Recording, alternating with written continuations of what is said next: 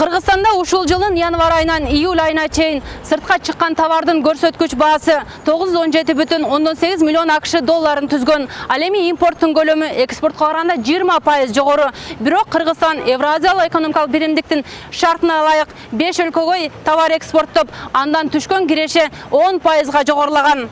Улуттук статистика комитетинин жыйынтыгы менен ушул жылы ички дүң продукциянын көлөмү да 0,3% төмөндөгөн. Ал эми тышкы соода жүгүртүүнүн көлөмү 3,8 миллиард АКШ долларын түзүп, 2017 жылга караганда 14% жогорулаган. Ошондой эле айыл чарбасындагы реалдуу өсүш 1,8% болуп, жылыш аз. Ушул жылы ЭСК мүчө мамлекеттердин өз ара соодасы 1,3 миллиард АКШ долларын түзүп, өткөн жылга салыштырганда 0,3% жогорулаган. Ал эми импорттун көлөмү 2,8% төмөндөсө, экспорттун көлөмү тескерисинче 10,4% жогорулаган.